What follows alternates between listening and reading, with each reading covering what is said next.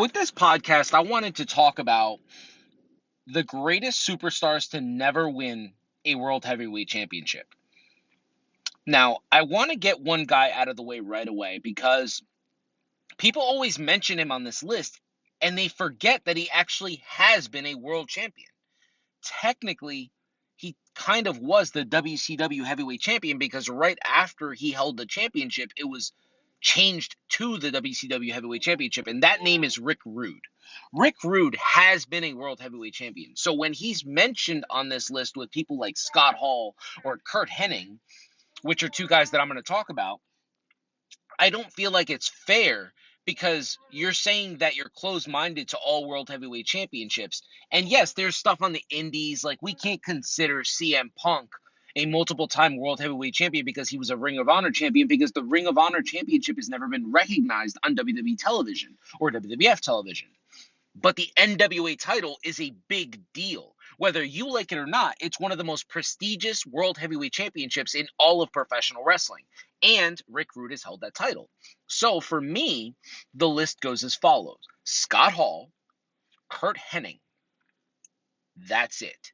If you haven't been world champion by this point in your career, then you didn't deserve it. And that's just honestly how I feel. The one name that can be brought up in arguments for never being a world heavyweight champion, and the reason that I feel like I don't want to put him on this list, isn't hate to him because I actually love this man so much. I've gone as far as saying that I believe he is better chemistry wise in the ring, one-on-one with Bret Hart and one-on-one with HBK, than HBK versus Bret Hart were together. And that is Owen Hart. I feel like we never really got that, but I always thought that he was going to be world champion at one point. So if you want to mention him, you can have him for your list. But for my list, it is a two-person race, and that is it. And that is Kurt Hennig and Scott Hall.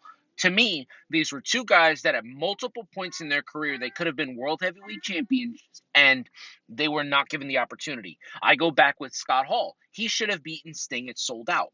He won the World War III Battle Royal, and he should have beaten Sting because Sting was all about paying it forward. Scott Hall is one of the greatest workers to ever set foot in the ring. Look, my daughter is very passionate. She's listening to me talk, and she agrees.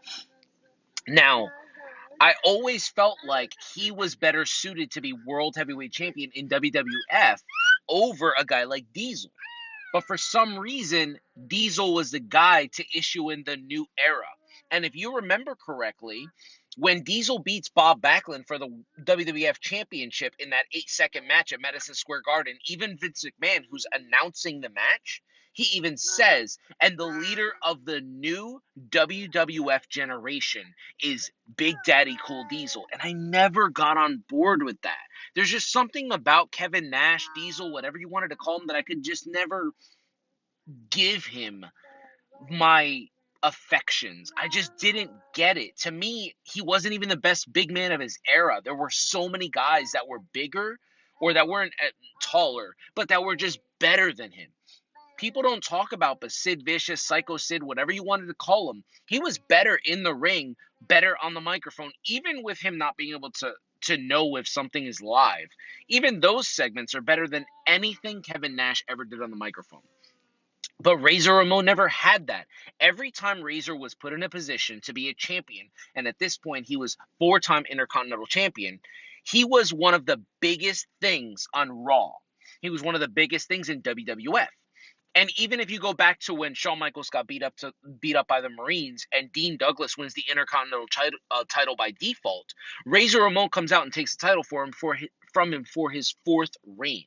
In my opinion, Razor Ramon is one of those guys that at multiple points in his career, he should have been WWF champion. And for some reason, he was just never given that shine. Because we know that he had substance abuse issues and we know he had alcohol issues, but we didn't know that back then.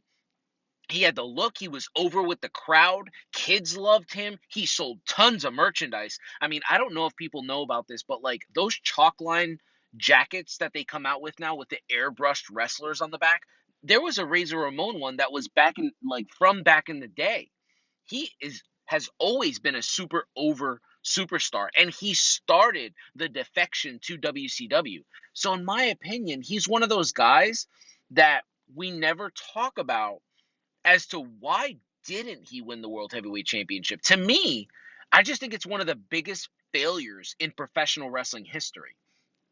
There's nothing about this man that tells me that he wasn't bred to be WWF champion or WCW champion. He should have been, he could have been, and I believe it would have been one of the best things on the card because this guy can work anybody, whether it was somebody small, whether it was somebody that was mildly small like Rey Mysterio, or somebody that was like the 1-2-3 Kid, Bret the Hitman Hart, Sting, The Big Show, Scott Norton. It didn't matter. He was going to get the most out of that match, whether it was with his facial expressions, the way he took bumps, the way he sold, the way he gave his power moves. He's just one of those guys that I genuinely believe is one of the biggest, again, I'm going to say it, I don't want to sound repetitive, but it is a big failure in professional wrestling. And I believe Ted Turner, Vince McMahon, Eric Bischoff, Vince Russo made a massive mistake not putting the championship on him. So now that I've kind of vented a little bit about Razor Ramon Scott Hall, I want to talk about Curt Hennig. Curt Hennig is wildly regarded as one of the greatest professional wrestlers of all time. I mean, it is very hard to get anything out of a guy like Brock Lesnar. He even writes about Hennig in his book. Think about this. What Curt Hennig was able to do when he worked a guy like the Ultimate Warrior, Bret the Hitman Hart, Shawn Michaels, Lex Luger, it didn't matter who he worked. He got the most out of the match. Even WCW Bret, that only gave us good matches when he wrestled a guy like Benoit, right? The rest of his matches were mediocre at best in WCW because he had kind of like, he realized they brought him in and they screwed it up.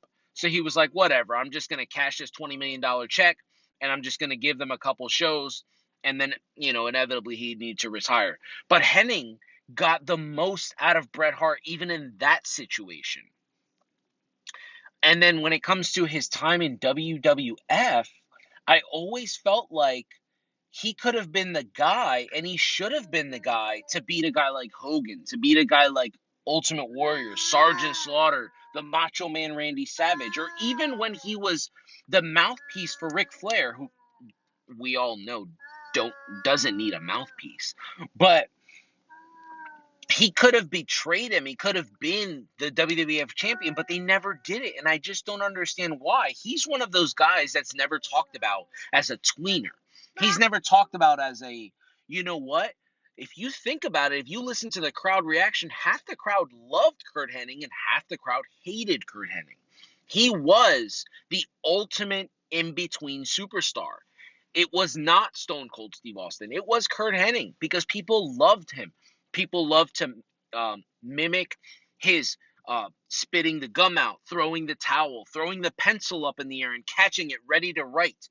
Everything Mr. Perfect did in professional wrestling was for the purpose of a story, was for the purpose of entertainment. He was one of those guys who was the ultimate professional wrestler. He's one of the greatest workers to ever set foot in any company that has the word wrestling attached to it. And the moment a company changed it from federation to entertainment, they should have been clamoring to get him back. Because even in his old age, coming back and working guys like Lesnar in the ring, working guys like Rob Van Dam, he was still putting out stellar matches. And we're not talking about Ricky the Dragon Steamboat versus Chris Jericho, where it's two phenomenal workers just going to town because Jericho's working one of his idols. We're talking about Curt Hennig still being able to be one of the top guys in the business. I genuinely don't understand why we don't talk about these two more. And this is probably going to be one of my most impassioned podcasts that I put out. But I would love to hear your take. I would love to hear multiple takes onto why they don't feel like Curt Hennig or Scott Hall are the two greatest superstars to never win a World Heavyweight Championship, especially when we talk about people who have been World Heavyweight Champions that probably should have never been, like a guy like Jack Swagger, David Arquette, who was solely given the World Heavyweight Championship to promote a movie. I just don't understand why we're in this situation, and to be quite honest with you, there's so many superstars that were given this opportunity because of their look alone. I don't know. Clearly, I've had this conversation multiple times with my daughter. She listens to me. I've had it with my son as well. And I've been able to go back and show tapes to my son. And even my son says, when does he win the championship? When can we watch the match of when Mr. Perfect becomes the champion? And I'm like, well, buddy, the only way for us to watch that is if we go through career mode in Raw versus SmackDown or WWE 2K, because it never happened. And it's so frustrating, especially with a guy like Razor Ramon, because these two guys, there are so many wrestlers that pay homage to them on a regular basis. Dolph Ziggler with his selling, it is clearly Kurt Hennig. Damian Priest with his repertoire, it's clearly Scott Hall. These guys will live on forever. And one of the worst things in professional wrestling is to know that we can never see a moment where these guys were WWF champions or WCW champions. Anyway, that's my thoughts on the two greatest superstars to never win the World Heavyweight Championship. If you agree with me, let me know. If you don't, I want to know also. Find me on TikTok at Boricualu. That's BORICUA.LOU. Until next time, I'm out.